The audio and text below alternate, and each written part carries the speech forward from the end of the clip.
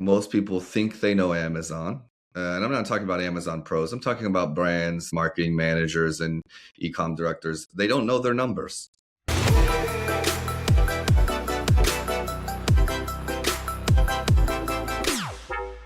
My guest today is Andrew Morgans, founder and CEO of Marknology, an Amazon brand accelerator in Kansas City. He spent 11 years running 300 brands on Amazon, over $2 billion in managed revenues, and 12 exits.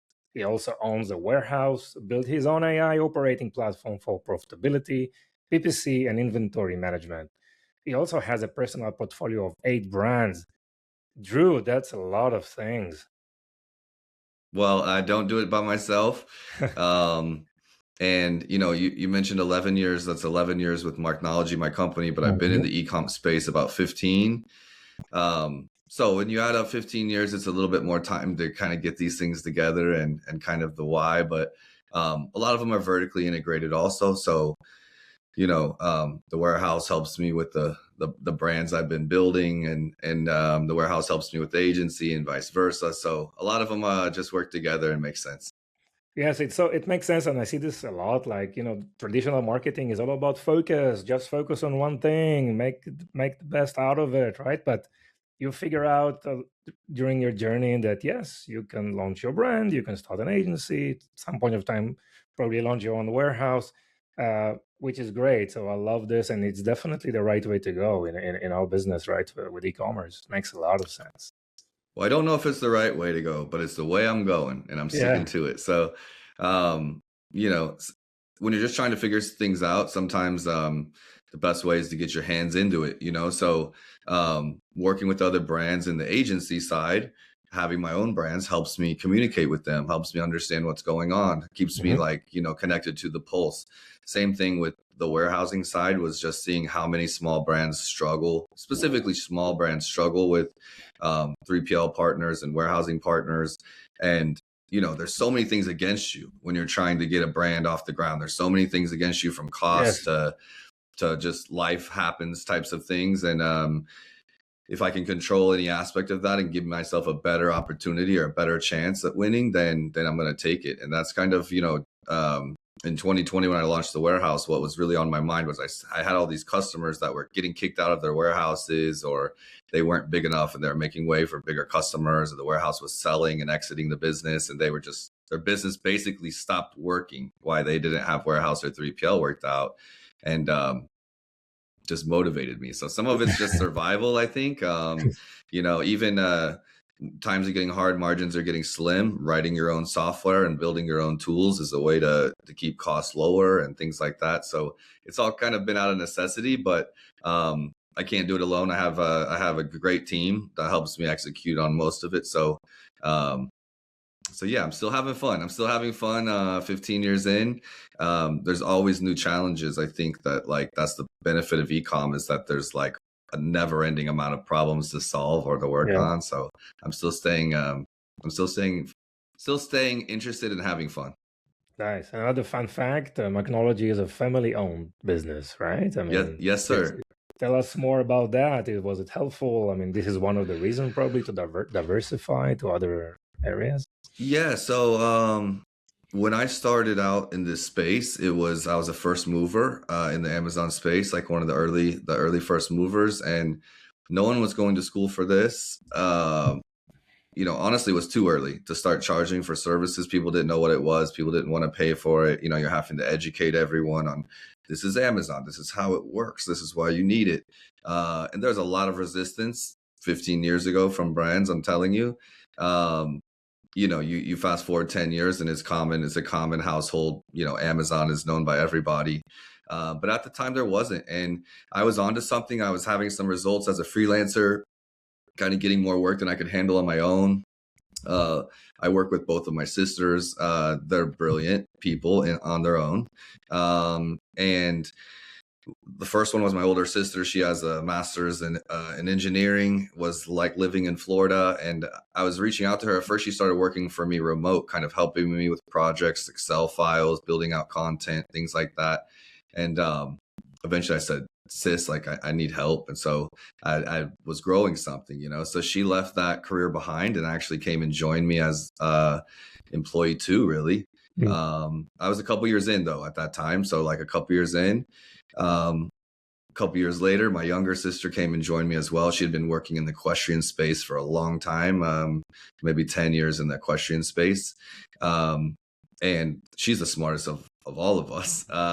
But she was working in a different field. And I was like, hey, I've got something. We're building something. And, we come from a missionary family. I grew up in Africa, different parts of Africa, Cameroon and Congo, till I was about 16, along with my sister. So we are very close just for the childhood we had and like how we grew up and what we kind of went through together. And then fast forward into our adult lives, family was in a tight spot, if that makes sense, as a whole. And so we kind of just saw this mission together that like with entrepreneurship, like so many other families, like this is a way for us to kind of bind together with a mission and together like create some security and safety and an opportunity for the family. So I think for a lot of people, family businesses don't work. Maybe it's something of the past, like, in today's day and age. For me, I wouldn't be here without them. You can't pay an employee enough in the early days, I think, for what you need from them, the work you need from them, the stress, the pay is low, all those types of things. And it was only probably family that would have gotten me to this point. Now we're a team of 30 plus.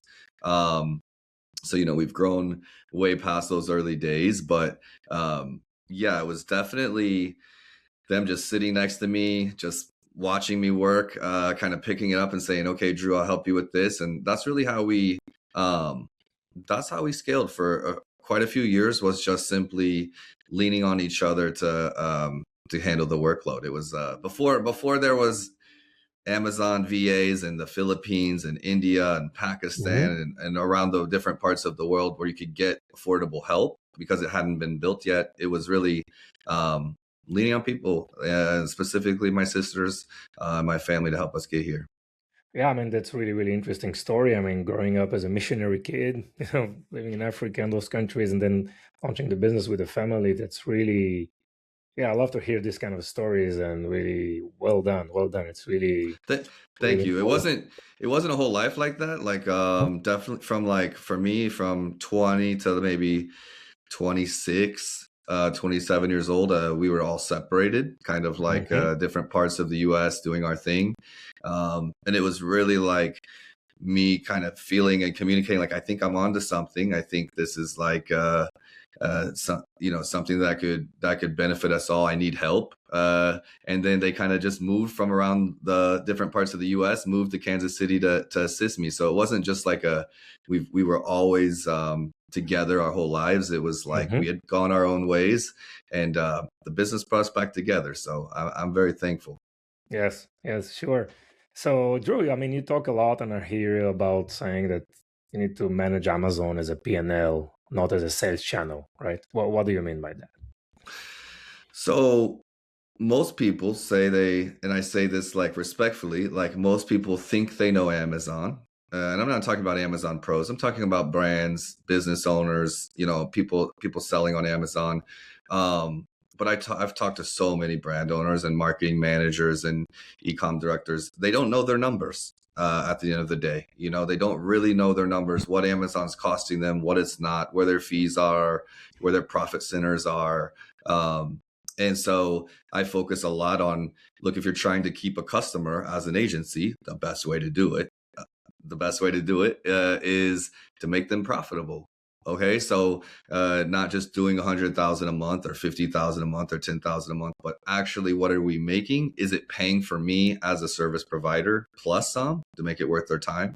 And so a lot of times when I engage with a new brand, the number one focus before anything else should be like getting our numbers in line, getting accuracy, making sure we know where our dollars are going so that we can make a plan to go forward based on the best way to get us to those goals. And of course, there's brands that are maybe they've got a VC or they've got a private equity firm that's really pushing them for top line growth, and margins don't matter, profitability doesn't matter. But generally, those aren't the brands I'm working with.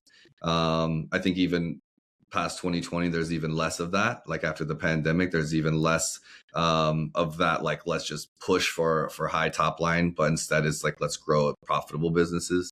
And so yeah, I talk about it a lot because it's I think maybe the most important thing.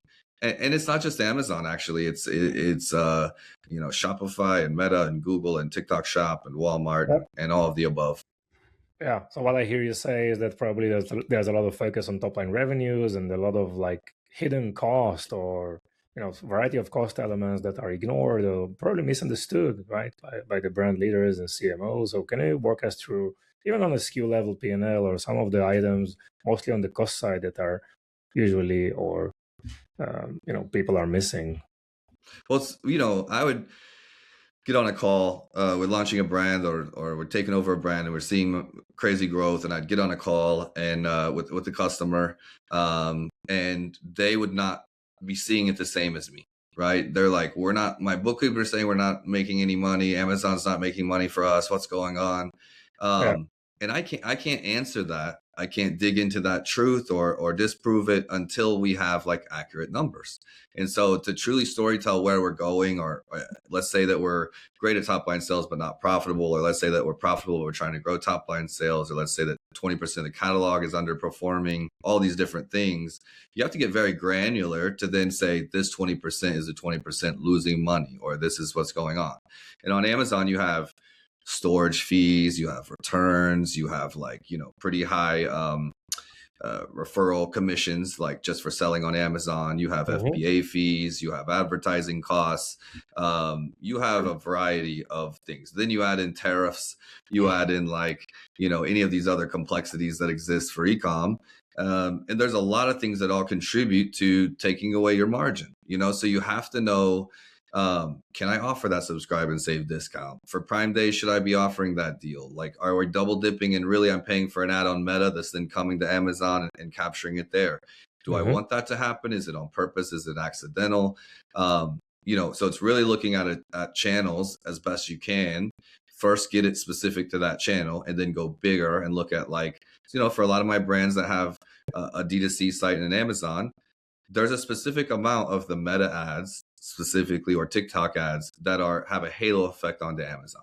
That's just the facts. So I try to articulate that. I try to figure that out. It's not clear down to line, direct attribution, but when you look at it as a blended view, and you see, okay, we have branded search on Amazon happening because we're running Meta ads. We wouldn't have had them without Meta ads. You can kind of attribute some of that to that. And it's just a better way to run e-com.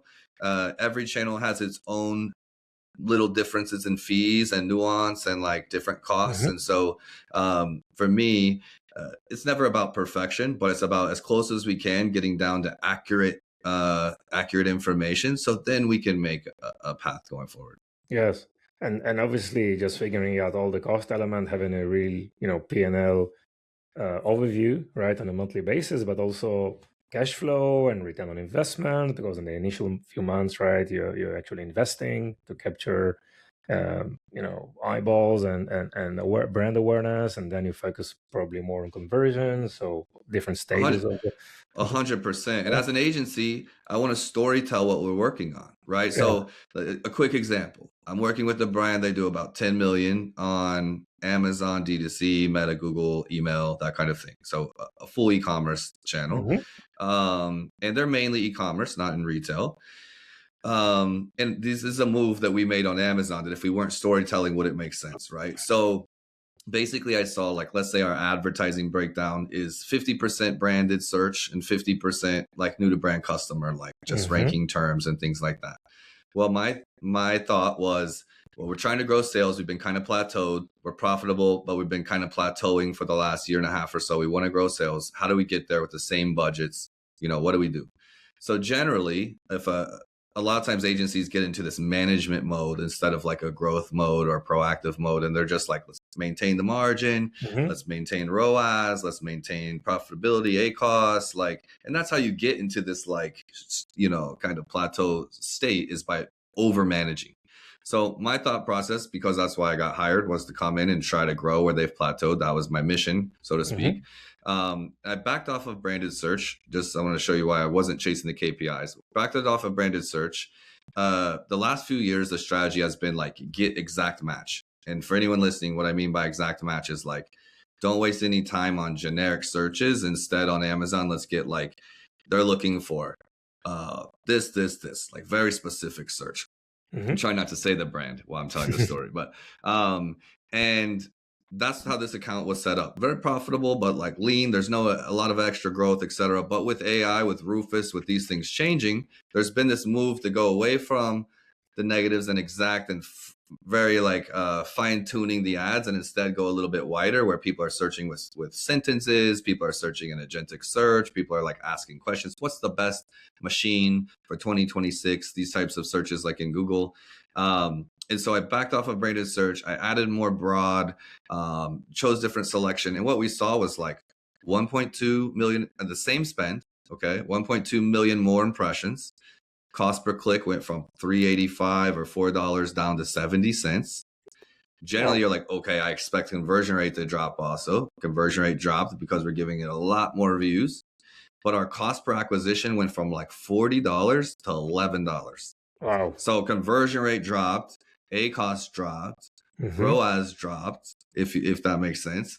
But cost per sale, cost per acquisition went way down. And so if you're only chasing certain metrics, you don't have your numbers fine-tuned, you're not, you can't do these types of tests. And really, like, so many people just get stuck on the same metric that they're trying to improve and forget to look elsewhere. And so having your data tracked like that as an agency, as a pro, as a brand owner, allows you to kind of say, okay, that's where the metrics are.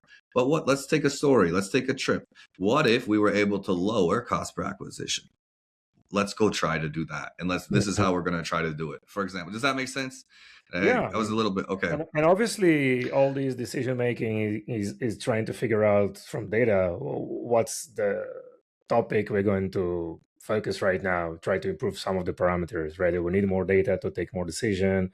So let's drive more traffic, or whether we want to increase conversion, just trying to figure out, what to do over time in different stages of this journey, right? So that's right. And being a good leader, being a good business owner of your own company, of your own life, your own strategist, right? Yes. Is what is the focus for now? Not like what's the focus for all of time, like, and so like we were talking earlier before the show kicked off about balance, and you had just taken a trip with your wife, and I was talking about taking a trip with my mom, and we were talking about the balance of entrepreneurship and the difficulty with it, and doing our best to try. And I don't know about you, but in my personal life, I generally am like, I'm focusing on my health right now, or I'm focusing on family, or I'm focusing on reading more, or I'm focusing on getting more rest, more sleep, or I'm focusing on not being too stressed. We pick a thing to focus on, and so if we only focused on rest 100% of the time and we didn't switch our focus, right? Like that wouldn't be balanced either. That would be a bad thing. And I think like in businesses, so many times, like the manager, the owner gets focused on a couple things that it thinks it needs to focus on. And maybe it did, but 3 years ago. And now, or 3 months ago, and now the focus needs to change and adjust now that we hit that goal or that focus. Perfection isn't the goal, it's just improvement, right? So a lot of times when brands get stuck, it's that we need to just change our focus a little bit and find a new area to try to improve, even at the cost of the other area that we've been focused on for a long time. Yes. I mean, you mentioned and used the word focus a lot, and it sounds like the right thing to do. And probably we can add, like, we need to learn how to prioritize things for ourselves, right? Both in work and in our daily life. Try to figure out, what do we spend time on and what do we delegate, and because it can get crazy, right? I mean, we have so many things to do, right? Both in life and also in work. So just trying to prioritize things. Probably delegate smartly. Yeah. Just to focus on the important things you want to do. Yeah. That's the balance, and for me, family is important. My friendships are important. My health is important. So, what will be the cost of let's say becoming a millionaire, multimillionaire, and having no health, like to walk around the city I'm traveling to or whatever, right? So I can't lose that in the process. I've seen so many people lose their health in the process of chasing goals, because a lot of times there is a certain amount of sacrifice that you give when you change your focus or your priority. So if my priority is money, that's going to drive my life. If my priority is legacy, that's going to drive my life and my focus. Different things like that. So knowing what that is for you and what it actually is, not lying to yourself, but picking aligning yourself with the right thing is critical, even in your business or your personal life, whatever. You can't focus on everything. Multitasking is not real. So it's a matter of, I think that is the key to being a good business owner, a good entrepreneur, is constantly, daily, weekly, monthly, whatever, evaluating your priorities and making sure they're in alignment with your goals and what you want. Yeah, I love this discussion, beyond the work and the professional, things that we talk about. So also talking about personal life and just to get our guests, to know you better. That's always helpful. So yeah, brands are growing. Probably they manage all these P&L and data over like Google Sheets or something. But at some point of time, it doesn't work anymore, right? And probably that triggers you as well, probably to develop AI, to develop software. Tell us more about the platform and what it's doing, and how did you eventually decided to launch it? I've been involved with lots of software through the years. The industry, the Amazon industry, the Amazon community is small. It generally is small, even worldwide. Like I'm sure we have mutual people. We know if we go down the list, 1 or 2 people removed. Like it's just a very small community. And I've been paying thousands in software for years and years, like especially they've gone up from advertising automation software to inventory software to profitability.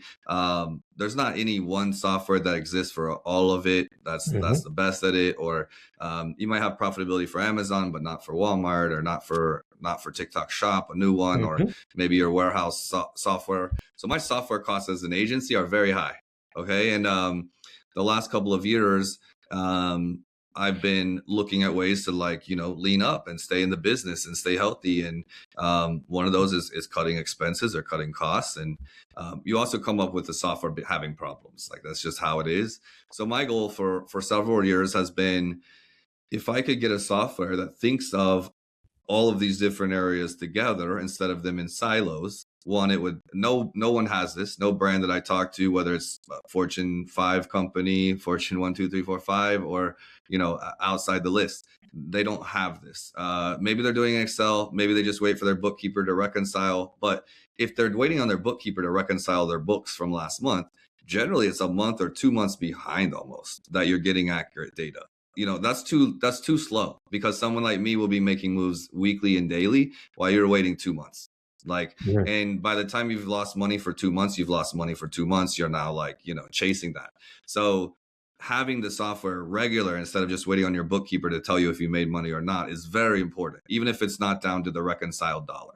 So my goal, it hasn't even been to sell the software. It's simply to make my team, my account managers, my pods, more informed, more, we can inform our customers, yes, but also like when we're giving suggestions and feedback, we're not just making an advertising change based on conversion rate and ROAS. We're thinking about how much stock do we have? What's our margin on that product? Can we afford to increase bids? Can we enforce this? Can we raise bids and not lose margin? Or if the stock is selling out, why would we be pushing ads and doubling down on the margin? So really thinking about PPC, inventory, and profitability as 3 major pillars that are all cross-referencing each other and giving us insights on them. Because if I had all the time in the world, I design with this in mind. If I had all the time in the world, what would I build? What would help me? What would help my team? What would help customers? Like, instead of being like, this is hard, or I can't do that, or this, I just think about, if I had all the time in the world, what would I build? And I would build, it'd be Excels and pivot tables, and I would grab every report from every platform that I could, and I would put them all together, and I would look at every single piece of data. But when you're an agency or you're a business owner, you only have so much time in the day. So maybe you do that once a quarter, and then you come back to it in 3 months or once a year if you're lucky. My goal is to make it more of a regular part of the day to day, instead of just like we're just checking inventory once a year, if that makes Hmm. sense. And Yeah. so getting it faster and getting more data at our fingertips, mixed with what are all the things we've learned over the last 15 years, or that we can combine as, it's just me, it's not just me, it's my whole team and all of our knowledge. Hmm. And with those learnings in place, can we see scenarios ahead of time? Can we diagnose, kind of like an instrument at the hospital? It just tells you where to focus and what to get after faster. Yeah.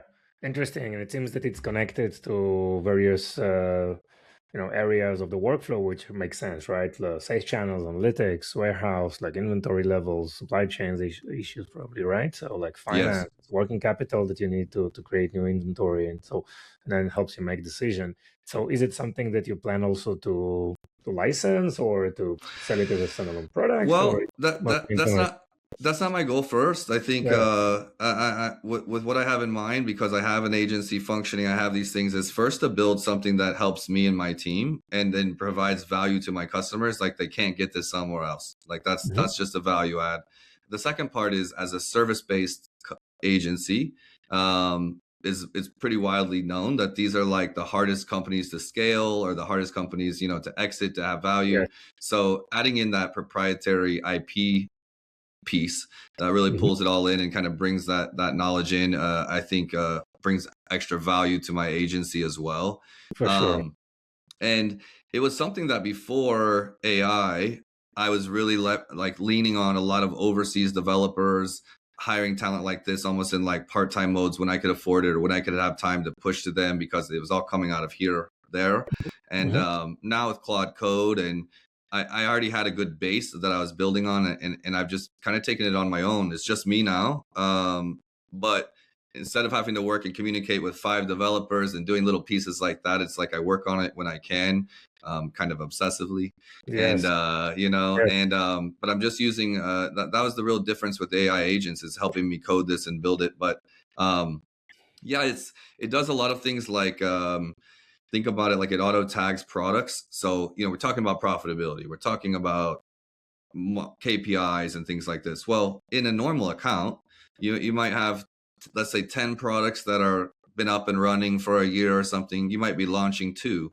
Well, the 2 that you're launching have different metrics, KPIs, like they need to have different signals than the ones that are already established. And so, you can't have a system that's only looking with one set of rules. It needs to be able to look with multiple. So Mhm. like auto tagging products, this one's low stock, this one we're just launching, this one we're in growth mode, or we're trying to clean out inventory. Being able to tag your products differently, so they kind of get different rules or different views attached, is ways that it helps us in the day to day. Nice, nice. And Drew, for many years, Amazon was probably the first place to start when you're just entering the US market, or you're launching your brands, whether you're successful internationally in your domestic market and want to launch in the US. But things have changed a lot, right? It's very crowded, it's much more expensive, and you have other options today, right? With TikTok Shop, Yeah. maybe Walmart, Temu. Video is so powerful, so influencer marketing and all that. So, how do you I know you cannot provide an answer for because every case is something you need to research. So, but how do you approach launching a new brand in the US market through these various channels? Yeah. So based on the category, I think is where it comes with how much firepower do we need? What channel Hmm. should we be on at the same time? Like, do we need a Meta or YouTube strategy at launch of the Amazon account? Generally we launch with Amazon first. At least there, even if we're doing a D2C, we don't want that traffic that's going to naturally come to Amazon finding someone else. So, usually suggest with that. But for example, if we were launching a pet brand from let's say Ireland, because that's Hmm. happened recently, right? They're established internationally. They're all over the world. They're coming into the U.S. market. One, made it easy because we have a warehouse to help them with that. That's the example of it working vertically like that. The other is it's a very saturated. It's huge, but very saturated. So Yep. Amazon alone is not going to get the job done. We're going to need to add, traffic coming from Meta and traffic coming from Google, and a website that's informational for people looking for a brand they don't know about that serves that well. Eventually TikTok and affiliates and influencers. Do we start with all of it at the same time? No. No. But it is definitely part of our roadmap, and it's more about getting established on one, but understanding that like the real growth we want is going to be incremental, and it's going to be slowly adding these other channels. For example, with that one, which is why I started the convo, Chewy.com is a marketplace that does very well here. Yeah. But it's not one that I would start with before we hit the others. Why? Because pricing is hard to adjust, and they really look at the other channels to decide how much to order, and some of that nuance. So there's other categories, for example, that the competition is really low. It's unsexy. It's kind of untapped. There's still plenty of those categories, in my opinion. And with those channels, having a strong Meta or TikTok strategy is not as important to getting success. And for what is success to that brand? What is success to us? For me, it's making 3x what my fees are. If I can make them 3x in profit, they're never letting me go. Yeah. So Nice. if I think about what's success for them, that makes success for me, is kind of how I think about it. If I'm not paying for myself at least twice over or 3 times over, maybe they're looking, after time, maybe they're looking around to be like, who can I date next? Or, who's going to help take me there? So for each brand, depending on their margins as well, depends on how fast we need to get there. And can this channel alone get us there, or do we need others realistically? And I think that that's really the main thing to think about, is like, okay, for example, there's a brand that just did a $7,000 month, a little under $7,000 in sales on Amazon, but their profit was nearly $3,000, their profit margin. Okay, so they have really good margins. So we're growing slowly, but that product has great margin. Whereas another product, we've got 35,000 in sales, and we're at a 5% margin. 30. So like, it's not just about top line. It's kind of the margin, it's the category, it's all those things. The category has a lot of influence, right, on the A P&L, lot. right? A lot. Some niches or categories are less crowded, probably, right? Less people are like products that are buying on a daily basis. Maybe some of the unique, opportunities. And this is an area. What do you tell brand owners when they say everything is expensive? It's too difficult. I mean, like 10 years ago, you could spend 10K on ads on Facebook, and you're gonna get 150K guaranteed almost. But these days are over. So what do you tell these founders who are feel frustrated? Well, if I'm talking to a founder that still believes we should be living as if it was 10 years ago, we're probably not a good fit. It's just going to be hard for me, hard for the team. Expectations will always be bad. So hopefully I'm weeding them out before we're deep into the trenches together. For me, as a founder that leads sales, it's like expectation setting from day one, and just trying to let them know. And I think a lot of times brands find me because of that kind of speaking and my my personality, and kind of putting that out there as our brand. Yeah, like we are promise over deliver, right? And we have at least one opportunity that we work together that I totally agree. This is your style, and I love it a lot. Yeah. And it's not because we haven't won. It's that, like, for me, a sign of trust is if I say we're going to do this and we don't, even if we do good, at some level I've misled you. Or some people could see it that way. Some people could just say we're in sales. For me, if I say we do this and we hit it, that's a win. If I say we're going to do this and we do more, that's a win. If I say we're going to do more and we do less, that's a loss. So I'll take my 2/3 chance of being right. And to me, it's very much about, just like dating. Let's say you meet the girl of your dreams. Okay, you meet the girl of your dreams tomorrow. You go on a date. It's a beautiful date. You're in love, it's her. If you tell her you love her right away, if you take it too far, or you're like, marry me, or you're talking about the future and kids, and you're going to ruin it, even if it's a perfect thing. So it's a silly example, but like, even when I'm working with a new brand, I think of it like a relationship, and it's not about going all the way. It's not about jumping into marriage on the first date or anything like that. It's about getting to build trust together, and me saying some things that end up being right and that move us in the right direction, and building that trust so then I can lead us. Otherwise, there's a ton of friction. I mean, that's the goal anyway, is to build that trust early, pick a channel, get some cohesiveness, some chemistry on that, some goals moving in the right direction, and then growing from there. Yeah. I mean, it's like babies, right? You need to crawl before you can walk, right? So it's steps. So you can't. As an you can't, agency owner, you I'd can love to charge you for everything. Like, let's do TikTok. the steps you have to take, right? I think that's just important. It's important, and even the brand owners, when they're asking for it, sometimes I'll be like, "Are you sure this is what you want?" Because I can say yes and take Walmart, TikTok Shop, Amazon, Shopify all the same time. I have a big team. We can do all of that.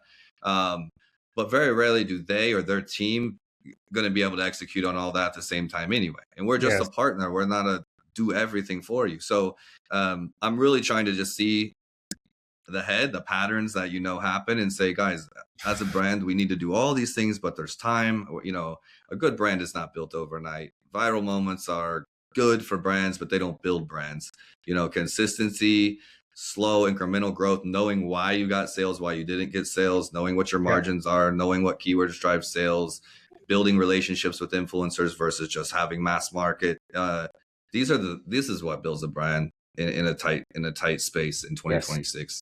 Yeah, it makes a lot of sense. So, Drew, for you these days, I mean, who is your ideal customer? What type of customers are you looking for? Yeah. Well, that's a good question. It's easier to say what I'm not looking for, but just for tongue in cheek, like, I love international brands. I grew up abroad, but I'm in the heart of America. I have an international team, but I'm right in the heart of America. There's probably not an area. Hopefully the World Cup shows some of this. I'm not sure that there's another state. Kansas City is in the heart of America. It is like as American as you can get in regards to culture. Okay. Yes. So from here, you can work with a lot of the others. We're not the biggest market, but we are like centralized. So it's not too influenced by international culture, where I think that gives us an advantage when it comes to helping international brands understand the American customer, understand, selling on Amazon.com. We're very experienced in that aspect. So international brands, a lot of times they're not living off of this launch. They're generally like, they have a business, maybe in retail or in e-com. They have infrastructure. They know their product. They just don't know our market, if that makes sense. So I love that, because there's a lot that they can bring. I also love a lot of times they have almost like a built-in customer base here in the US if they're an international brand, because a lot of times they're selling a cultural product that automatically we're going to get that demographic to engage with our brand, which is a unique thing that not every brand has. Let's say one of the brands me and you were talking to, right, it's a food item. There's a culture that's looking for it, maybe country based, maybe nationality based, maybe not, but in some cases, yes. And that is a little winning lever, if that makes sense. Sure. So I like that. I like the experience that they have. I like the culture that they have, and they're very loyal. A lot of times, once they're hard to trust, slow to move, but once they do, a lot of times, they pick their person, they pick their team. They're very loyal, and I think of myself in the same way. So I think we just blend well. Now, that's not to say we don't work well with U.S. brands or this or that. I'm just picking one to kind of explain why, and I think it's something that, for those brands specifically, we can bring them a ton of value and help them. And probably they need more just for someone to execute on a specific channel, right? They need a local partner, all right, to think strategically and building a strategy for them and grow and executing, right? So and just one more small thing on that is, like, my team is international. We have team members from all over the world, from Serbia to India to Colombia, to Europe, different parts of Europe, to Kansas City, right, to Florida. So we're an international team, one thing I've learned over the last, decade and a half is um is selling in the US. Like, let's say very straightforward would be like a German brand selling into the US. German brands don't want any fluff. They want direct communication. Tell us what you're selling, tell us what's in it, tell us how it's made. Don't spend time emotionally connecting with me about my dog. And the US is all emotional. Like, it's rude if you just sell to me, if you talk direct to me like that and don't try to make me feel something. I feel rude, I'm thrown off, I'm not going to buy from you either. Now there's Yeah. individuals, but like in general, that's the two cultures. Another one would be like, a lot of talented Amazon professionals in India and Pakistan and the Philippines. A lot of people in that culture have never been to the US or experienced like, a retail mall here or different things like that. So these nuances of like who you're working with and just the normal differences in life. Like, I don't know if you've been to China or, different Yeah. parts of Asia. It's Yes. extremely different than the West, right? So in those aspects, it's almost like no matter how hard they try, there's going to be certain things that they're missing, certain nuance. I think it's called localization, and Yeah. so it's always like, what value can we bring, and for me, could really help with that localization piece. And we spent thousands of dollars learning it the hard way that like, we had a design team that wasn't our design team is in Kansas City in Colombia now. And Hmm. before that, we had a design team in different parts of the world. And we just always struggled to get the storytelling right. The way we presented it, even if I was communicating it to my team, we couldn't get it. And it wasn't until we found a culture that was more in alignment with like the US and the West and how we buy and sell to each other here that we really started turning the corner as a team. Yes. Yes. Super interesting.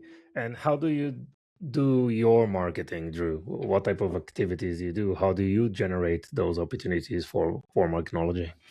Yeah, so that has been the most challenging part, I think, of entrepreneurship for me is Hmm. I started as an like Amazon, just a doer, a pro, like a consultant, to get into Amazon and just understand everything about a business. But Marknology is a B2B business. It's different. Yeah. It's different Yes. than a marketplace, right? And Hmm. so I think as the business has grown, as my brand has grown, it's been easier because this is almost like what I was taught my parents were teachers, educators. And I was taught relationship building and community building. Like, that was maybe what I was taught from my father. That didn't help me in business till I got to the point where those things mattered and you're starting to get out there. But it's very much putting out content, being yourself, being your brand, being consistent. Podcasts like this, speaking events. I speak, around the world, Hmm. at different Amazon events, things like that.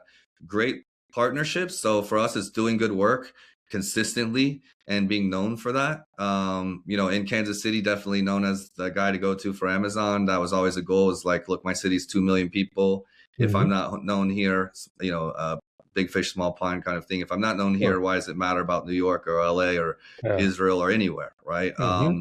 So that's kind of been the goal. A lot of referral partnerships we work with, like, you got a great Shopify partner, you got a great Meta partner, you've got a great software partner, working hand in hand with them. And so being their go-to, lots of different business brokers that help brands find the right partner for them, kind of like a Hmm. matchmaker. Hmm. So a variety of things. What I don't Yeah. do is I don't run ads. I don't think that attracts the type of customers that I want. I've tried that. The Yeah. shows, I go, I speak there, I walk around, I get to know people. I've tried scaling all the way up to enterprise level, like being like, okay, we've handled some of these enterprise clients. Maybe we need to like move into that market, and I backpedaled from there. It just wasn't for me. Not to say we can't work with $1 billion brands, because we do work with $1 billion brands, but generally I like that scaling phase from 500K or a million to, the 10 or 20 million mark. We do plenty Yeah. of launches also, like, but that's just the type of teams I like to work with. And so I'm trying to attract those types of customers as well. I think it's just the best fit. Yeah. Yeah. And you also run a YouTube channel, right? I do. I do. Yeah. I love making content. As an entrepreneur founder, some people don't like it. Some people are just brilliant business owners. It has nothing to do with talking about the subject. I love this stuff, man. Like Nice. I love this stuff. It's hard, and I think because it's hard, um it's challenged me a lot, and it's kept my focus. Someone that's the ADHD a little bit, we all have a little bit of that, a little bit of those things. And e-commerce for me has kept me. It's been hard enough that it's kept me focused for a long time. Nice. The YouTube channel came from your own passion. You wanted to create content, or you thought about it as a marketing channel, or maybe a mix of both? Yeah, it never was like an acquisition channel for me. It was more like if people are looking into Marknology or Andrew Morgan's, I want them to have some pieces of content that they can ingest Yeah. and feel like they can get to know me a bit better through my content. Before 2020, I was going really hard, almost in like the Gary V type of approach, kind of like follow me, watch me work kind of thing. 2020 changed that, and I really pivoted to more of a podcast style. That podcast I was a part of for 4 years sold. I was a co-host, not the owner of the podcast, so it sold several million, which is cool. But Nice. I'm starting over kind of on the podcast front, and I love podcasting. It's just one time I did a presentation at my local university, and there was 27 different ways I had written down that I had engaged a customer. From the gym to a coffee shop to speaking events. I wrote them all down because my point was there's not just one way to do anything, but it is always about always being on, always being ready to put your business out there, always being ready to talk passionately about what you do. And if you do that, whatever channel you're on, I think it will attract people. My YouTube goals are mainly because I saw some colleagues of mine that were doing better, and I got motivated to join them in the push. Got it. What's the name of the channel, by the way? It's just Marknology. You can find me pretty easy just with Andrew Morgan's with an S, or Marknology. Made up the name Marknology 15 years ago, so there's not a lot of competition for that. And Andrew Morgan's with an S is almost as unique. So between those, you can find me on YouTube, and hopefully this episode, when it gets published, will have tagged me there, and they can find my channel that way. For sure. Where other places people can find you? LinkedIn, even Instagram, more of my personal brand, entrepreneurship, that personal life kind of like stresses and thinking and books I'm reading. LinkedIn more for the business kind of content, like around Amazon and e-com and things like that. But honestly, wherever someone is, I'd love to engage with them there. Really. Yeah. Nice. And in terms of the content, this is seems like it's part of your weekly, routine, right? And you spend. It is. I don't know about other founders and how they do things.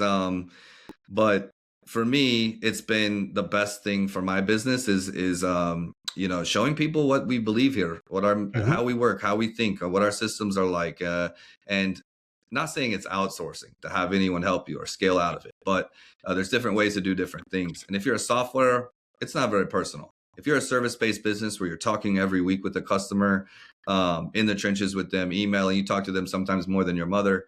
I think that is a content that shouldn't be outsourced. And so if I want to attract the people that are going to be a good fit for us. I mean, founder-led content is so powerful, definitely when it's authentic, coming from you, for sure. Wow, Drew, this was great. Anything else you want to add? Just that, look, I think what a lot of brand owners and entrepreneurs and marketplace pros and everyone forgets is that e-com is in its definition a testing platform. Like it is something that is always changing. You always have to be testing. You can't get stuck in your ways. SOPs are great, but only so good. You have to be able to throw the playbook away and reinvent your brand sometimes and try new things, try new channels. Don't get too negative or pessimistic about this thing not working or this thing not working. There's a million ways to do it. And I don't know about you, but I can try something for every day for a year. And then the 366th day, it works. So it's just a reminder, like people get burnt out and they get negative about things. But we're still winning with brands.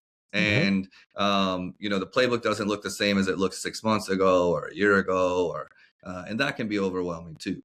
But just a reminder that And I tell my team this all the time, that it's like we have to be constantly testing and trying new things. And the expectation should be that that is a significant portion of what you do in your strategy, whatever channel you're on. Yeah, that was a great summary. Drew, thank you so much. I wish you really great success and all the best.